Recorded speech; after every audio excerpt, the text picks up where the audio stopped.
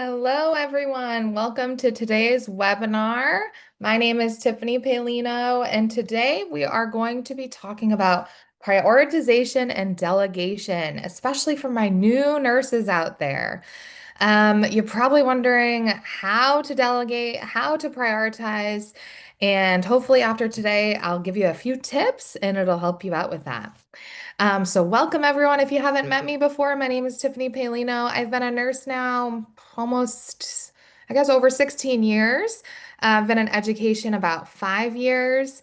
My experience is all over the place, anywhere from med surg, tele, ER, ICU, step down, procedures, and I did travel nursing for a long time, about 10 years. So I've been all over and done a lot of different types of nursing. And so believe me, this topic is dear to my heart because we have to know how to prioritize, right? Every patient is going to call for you at the same time, but you want to figure out who to see first. That's really what today is all about. So, what I want to start with is what does this really mean and why does it matter? So, prioritization matters because it prevents anything missed, right? We don't want to miss anything. We want to stay organized. And it kind of helps our workload because really, depending on where you are in the country, right, you can have anywhere from 10, 9, 8 patients on a busy med surg floor, or maybe you have good staffing ratios and you have 4 patients on a med surg floor. Either way, you need to figure out how to manage your time and who to see first and why. And then delegating, what is delegating going to do? That's going to ensure the right person performs the right task at the right time. So I am going to start with prioritization today. It really matters, just like I just said. Um, so it keeps the patient safe, right? First of all about safety. Safety is our top priority, and we need to ensure that safety is never compromised. So I like to think of my high fall risk patients, my confused patients. I want to keep them safe as well as anyone else on the floor. What else does prioritization do? It helps me with time management, and all nurses with time management and our workload. So, what do we do as nurses? We juggle a lot of things. I know for me, when I first started nursing and I was on a very busy med surg floor, honestly, 4 patients called me at once. All their call bells were on at the same time. And I knew I also had another list of things to do. And I just wasn't sure how to manage my time. That's when my preceptor really helped me kind of say, okay, well, out of these 4 patients, who do you think you should see first? And kind of helped me through it. And that's what we're going to be talking about today. We want to make sure nothing critical slips through the cracks, right? Because there's certain things that can wait, and there's certain things that we need to tackle right now. Um, the third thing here is that it prevents missed changes in condition. This is key, guys. So, if there's a sudden change in your client, then that needs to be your priority because that means something is probably needs to be investigated a little bit. So, we need to be vigilant. We need to vigilant, sorry. We need to prevent any missed changes and missed opportunities. We need to make sure we're assessing and we're rounding on our clients. And then finally, remember the NCLEX? We talk all about prioritization and delegation in the NCLEX. That stuff that you learned when you took the NCLEX is what you should be using when you're on the floor. Even if I have some nursing students on here, when you're at clinical, I want you to be thinking about prioritization. Who really should I be taking care of first, or what task should I be doing first? So, what kind of skills do you think we need to use? Everything you learned when you were studying for that NCLEX. I want you to be thinking about those NCLEX style questions even when you're out taking care of these clients. So let's start with the ABCs. We know that to be airway, breathing, and circulation. These are immediate needs that we need to address. Which one first? Airway. So let's say I get report on my client and they're saying, oh, I just went in there and I noticed they have some stridor. Well, stridor is an emergency. They're gasping for air. That is an airway problem. I really need to address that situation right away. I need to ensure that they are stable before I move on to anything else. Breathing problem could be they have high respirations, or maybe they are breathing rapidly and they're tachypnic and they have air hunger, right? They're trying to catch their breath. then I need to go there first. Airway breathing, and then finally circulation. These are my priorities. Circulation, they have poor perfusion, they have mottled skin, they're cool, they're pale, they have pale skin, they have low blood pressure. Think about those kind of things. That is what I want you to focus on. ABC should really, really be first because that's essential, right? We need to breathe in order to function. Good morning, everyone who's just joining. Welcome. So, next, I want you to think about Maslow's hierarchy of needs. You want to begin with what? Our physiological needs first. So, air, water, food, everything that's kind of basic, right? Basic functional. After that is met, then we address safety. Safety is kind of number one too, right? Because safety is a priority. But I want you to think of it kind of after they're breathing, after we have an airway, after they're breathing, after their circulation is okay. Then I'm going to start to worry about physiological needs. You know, are they eating? Are they drinking? Are they peeing? Are they pooping? And then are they safe? And then you move up, right? You go from there, love and belonging, self-esteem, and self-actualization. Okay. So those are my first two tips. The next one I want you to think about right when you are taking the NCLEX, right, or any kind of NCLEX style question, when you're thinking about, is this an acute problem or is this a chronic problem? So there can be acute problems that someone's having, even if they're chronically have that disease. For instance, if someone has heart failure. So someone can have a diagnosis of heart failure, but they're having an acute heart failure exacerbation where they're very short of breath, they're not urinating, they have gained a lot of weight. That would be an acute situation that I want to be assessing. However, they can have a chronic condition that's heart failure. But acute is typically unstable, right? We need to give them a little bit more attention. When something chronic, that they always expect to have that kind of thing going on. So, for instance, someone with COPD, maybe they always have their oxygen at 90%, and that's okay because that's where they live. They are not exhibiting any signs and symptoms of shortness of breath or any signs and symptoms of any airway problem or breathing problem or circulation problem. But maybe they call you on the call bell because they want to talk to you and they want to talk to you about the plan for the day. Well, that can wait because they're stable, but my chronic patient who's having an acute exacerbation, that would be someone I want to see first. Going along with that, stable versus unstable. So, understanding that someone who's unstable is someone who you need to see first. So, think vital signs, think airway, breathing, circulation. Think someone, if you're looking at the telemetry monitor and all of a sudden they go into a different rhythm, an abnormal rhythm for them, a dysrhythmia, I would go in and want to assess them. So that would kind of change your plan for the day because you might have a plan when you walk into that shift, right? You might have a plan for the day, but we all know that can change. And then the final thing is I put safety here again because it is so important that we make sure our clients are safe. Okay.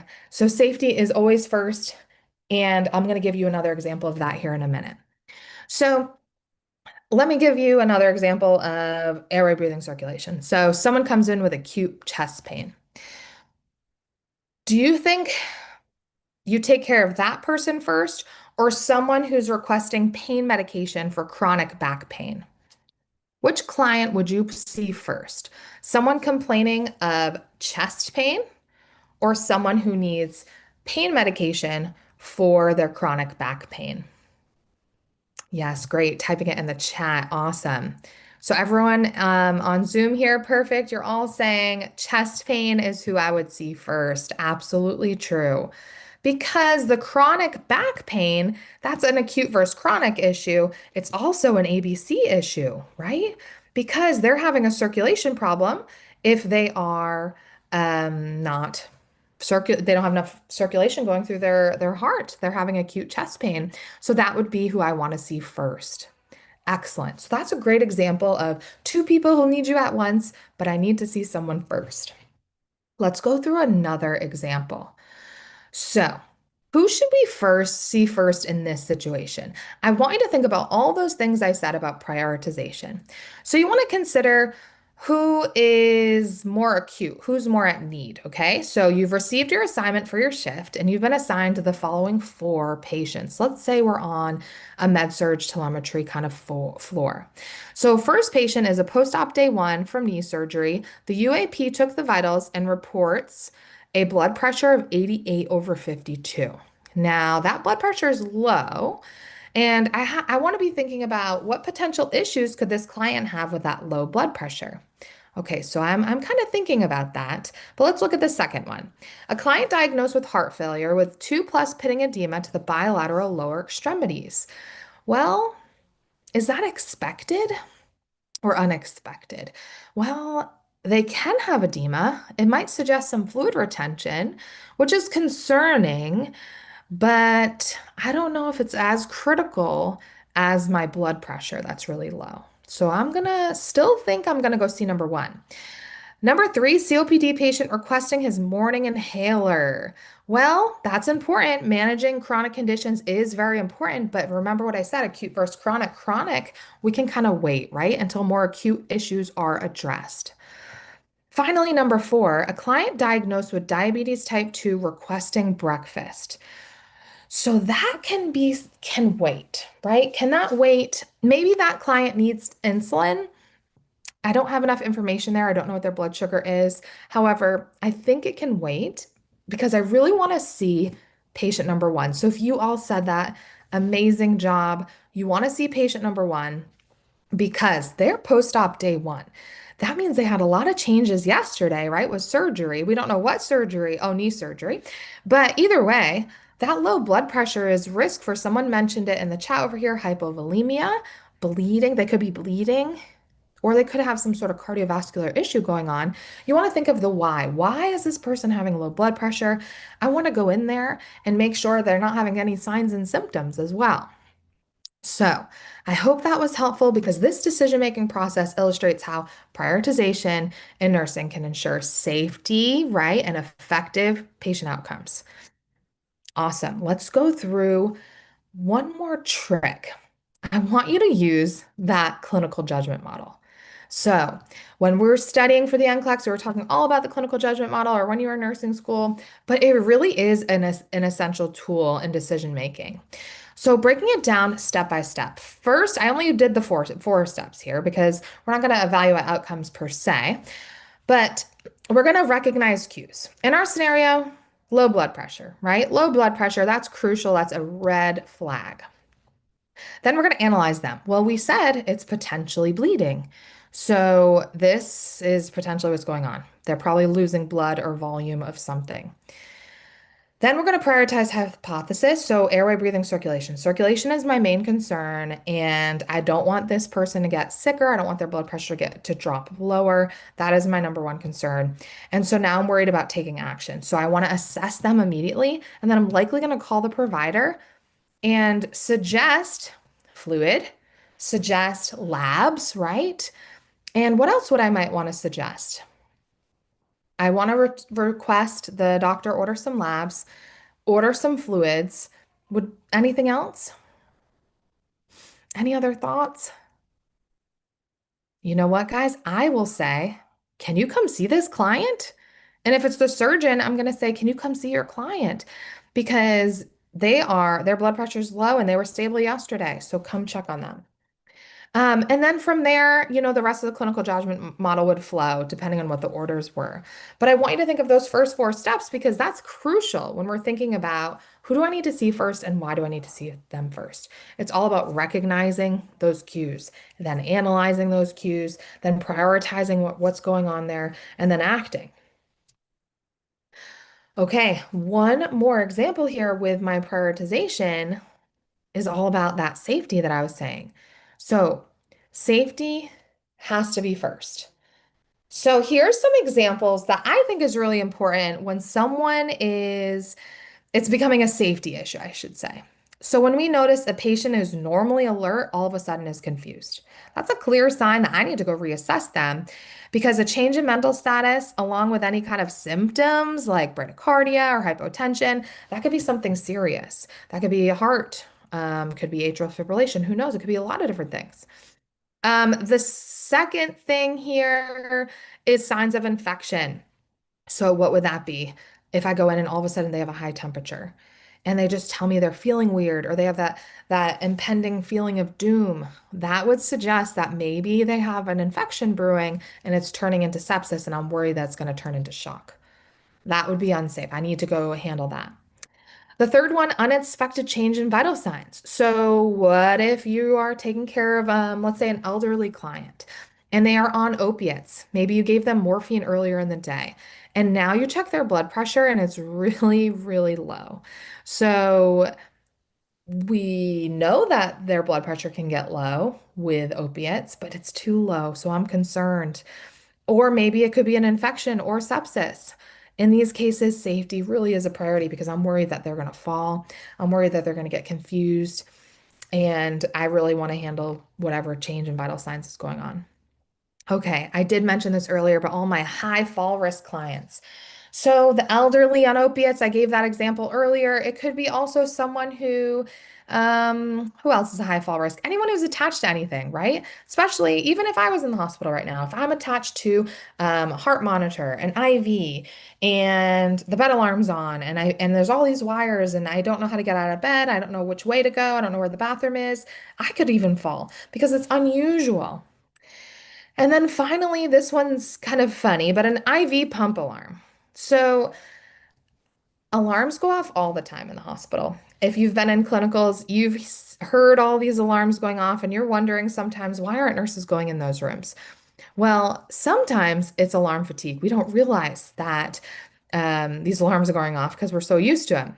But really, if someone's on a critical medication, think like heparin or anything for blood pressure, or if they're getting blood, that is critical. So if there's alarms going off, um, then I need to make sure I go into that room.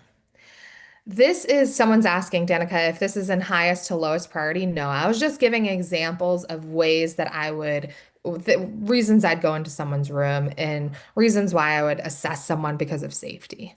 Very good question. But you need to recognize who's on a high critical med. Yeah, no problem. These are just examples of people I'd probably go see, right? Because they need my help. And let's say I'm going to tie in delegation here.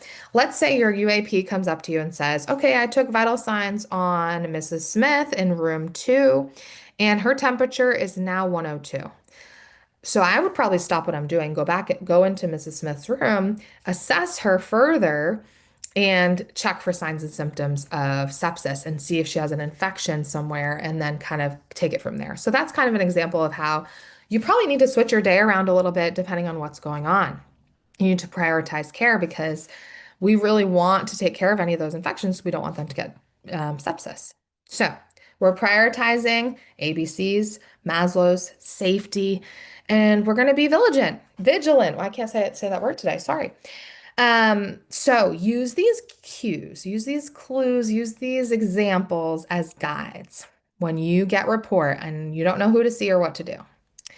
All right, next topic is delegation. Okay, that was prioritization. Next is delegation. Sometimes this ties right into prioritization because we're not going to delegate things that are high priority, right? The nurse, RN or LPN, has to do a lot of the things on their own.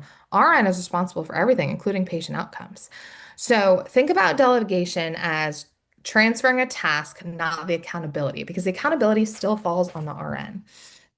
You still remain responsible. So while you can delegate tasks, you must ensure that accountability and oversight remain with you. So if I'm delegating anything to a UAP or anybody, I need to follow up, make sure it happened, and I need to make sure that whatever the results were, that I was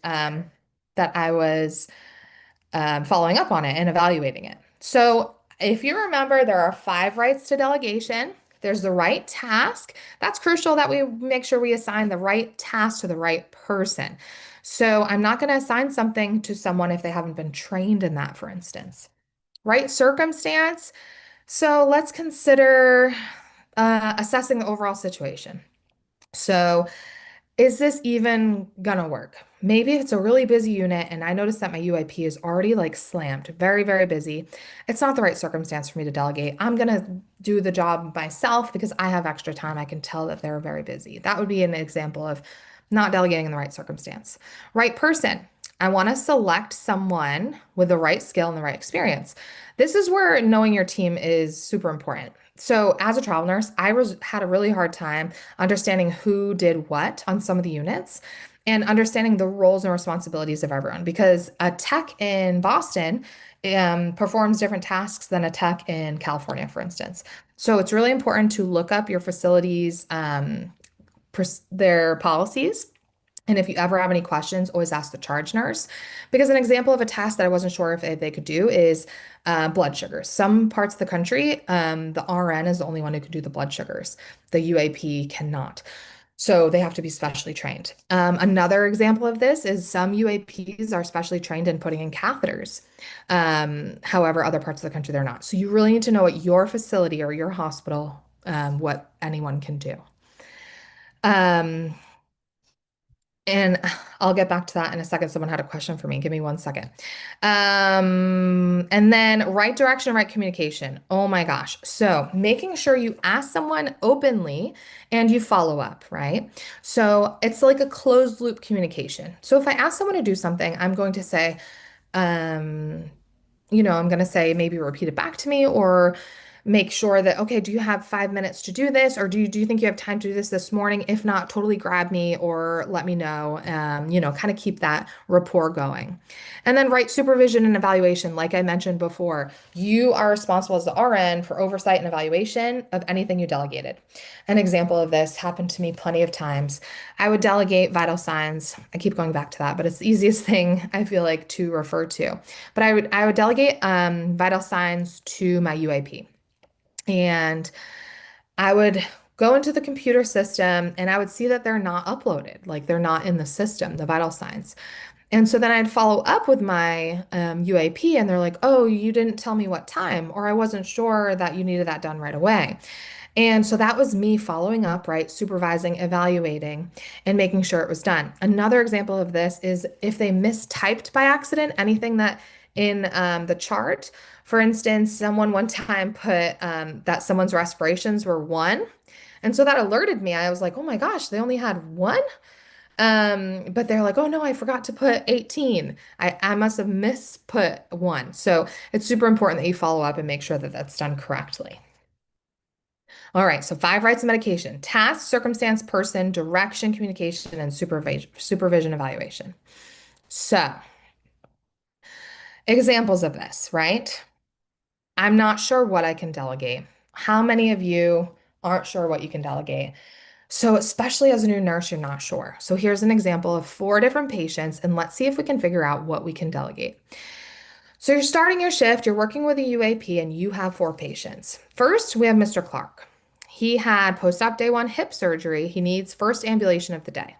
Then we have Miss Rivera. She's COPD patient, suddenly more short of breath and anxious. Mr. Patel needs morning vital signs. And then Mr. Jones is bedbound and he needs a bed bath and fresh linens. So, anybody have any ideas of who I can delegate? Let's consider Mr. Clark. He just had hip surgery. And that first evaluation needs to be assessed by who? The first evaluation should be assessed by the RN because that's an assessment, right? And we need to assess his stability and monitor for any dizziness. All right, so I'm not going to delegate that one. Ms. Rivera, COPD, shortness of breath. Well, what did I say earlier with prioritization? Airway, breathing, circulation, right? This sounds like I need to go assess that client. So I'm going to go see Mr. Clark and Ms. Rivera. Let's see. Can I delegate number three, Mr. Patel? He needs morning vital signs. Can I delegate that to the UAP? Sure. As long as they're stable, I can delegate those morning vital signs. And then Mr. or Miss Jones, sorry, bedbound needs a bath and fresh linens. I can absolutely delegate that to the UAP. If I were to pick one, I would probably say four. Miss Jones would probably be the perfect fit because sometimes in the morning, Patients need blood pressure medicine or anything further that could be affecting by their vital signs. So I personally like to take that first set of vital signs as an RN, but maybe I'm going to be too caught up with my short of breath patient. Initial vital signs, I do like to take, yes. So that is a good example of I'm not sure who to delegate or what I can delegate, but the bedbound client who needs a bed bath and fresh linens would be a perfect first person. How about another example? So, what the RN must do, what we cannot delegate. So, we talked about Miss Rivera, COPD. She's acute. She's going to change in breathing, right? I would see this patient first. I did talk about that because of airway, breathing, circulation. Think about prioritization like we talked about earlier. So, what does this client require? She requires some assessments and maybe some interventions. And I'm going to have to use my clinical judgment with this client because I might have to change her oxygen level or I might have to call a provider. So, really, this needs to be the first person we see. Anything that involves assessments, unstable patients, or needs some clinical judgment is really the RN's responsibility that cannot be delegated. So, really, really important that we don't delegate those things. What else don't we delegate? So, Mr. Clark, we talked about post-op with the hip surgery. That first ambulation is not for the UAP because we need the RN to assess and monitor for dizziness and then maybe the pain, right? And I probably want to look at his incision. So, the RN is going to perform or directly supervise. Can me and the UAP do this together? Could I work with someone to ambulate Mr. Clark? Absolutely. That would probably be smart, right? First time getting up, probably another set of hands. Definitely get that gait belt. Make sure he can walk. But really, you need to supervise, you need to assess. And that's why it's super important that we don't delegate this alone. That's what that says. And then those two things we already talked about. So vital signs are safe if they're routine, safe to delegate, and the client's stable. The RN is going to review the results and follow up, like make sure they typed it in correctly in the computer or anything like that, or if there's anything abnormal that we follow up. And then the second one, Miss Jones, bed bath, perfect. Hygiene, ADLs, appropriate tasks for a CNA or a UAP. No real clinical judgment needed because that patient's probably been there for a little while too. Okay, another example. So you are caring for a stable client who's post-op day one from knee surgery and another client who's newly admitted with a GI bleed. The UAP offers help. What can you delegate? This one's tough. So, what tasks can you safely delegate to the UAP in this situation? Any tasks? Anything you can think of, type it in the chat.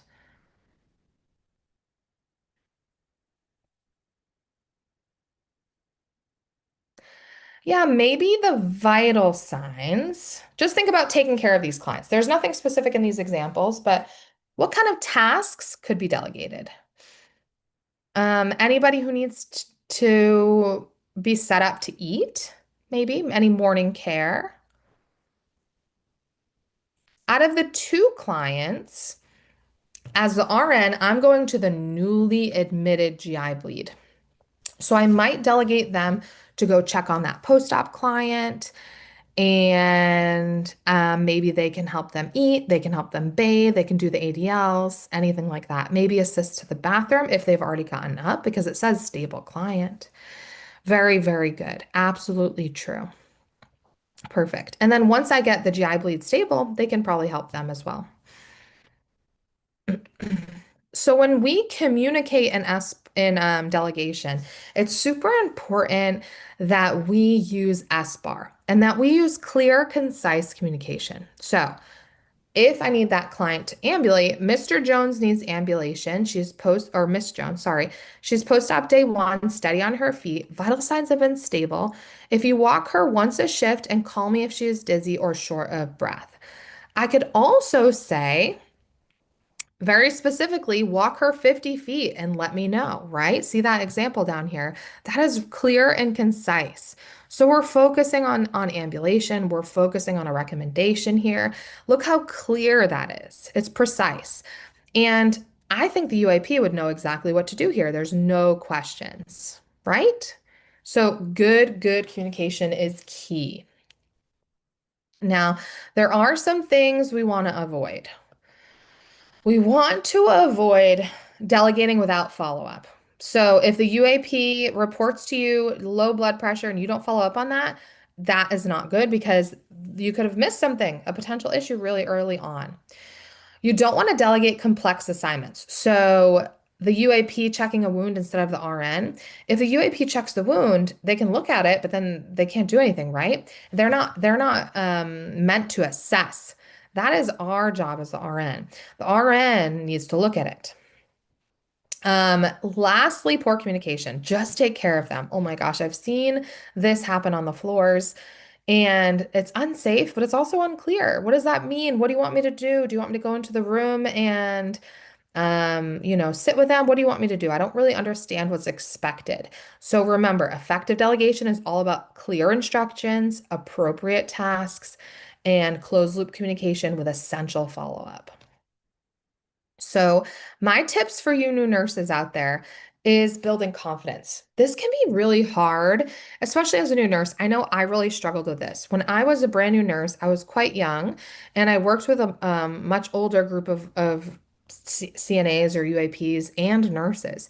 So I felt like no one really would listen to me. So I found myself drowning and I never delegated anything. But I really want you to build that foundation now because you're going to burn out if you don't delegate and if you don't prioritize. So communicate. I want you to start with clear communication. Let your team know you need help and let them know that it's all about the patient and that patient safety is first. This is really going to be your best tool. We talked a lot about prioritization today. Use them, use those frameworks, be consistent. They're your roadmap in assessing what's really urgent. And then also, as you build that confidence and you become a strong nurse on the floor, your UAPs are going to want to help you. They're going to ask you, what can I do for you? Because they're going to be like, wow, she's such a good nurse. Um, I like this one, debrief after shifts to reflect on your decisions. So that can be something as simple as when you get in your car and you think about how your day went. I really just want you to debrief and just think, did you do everything you should have? Right? Could you have done anything differently? And that's okay. I want you to remember, take a deep breath. You've got this, okay? I want you to think about what is most urgent really before acting. Because sometimes what we do when we're so task oriented is we just go, right? We just act. But I want you to think about really what should I do first and why? And then I again just want you to breathe because you are doing so good. You made it through nursing school, you passed the NCLEX, and now you're a nurse. You are doing great. And there's so many resources out there. You always can ask someone for help, find that mentor on the floor, talk to your charge nurse. Now, I have a couple questions in the chat. Someone was asking about SBAR meaning. So, situation, background, assessment, and recommendation. So, you want to start with a situation, then you want to tell them about the assessment or what you need, or sorry, the background, and then the assessment, and then the recommendation is kind of your final thing. So, finally, to kind of tie it all together, we want to talk about prioritization. Always ask yourself who's stable. If they're stable, we probably can see them later, but you want to see the least stable people first. With delegation, consider who can safely help. Is it appropriate to have a UAP help with this? I didn't talk about, but you can have another RN help you with RN tasks, like administering medications. That can also be helpful. But really, it is important that you have good communication and appropriate follow-up, which is the last thing here. Always communicate. Always be happy, right, with a smile. Ask politely. Please and thank yous they go a long way.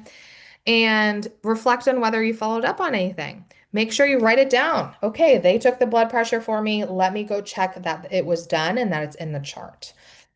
And that's really it, guys. You guys got this. These strategies are really going to help you. They're going to help you prioritize your care and delegate appropriately.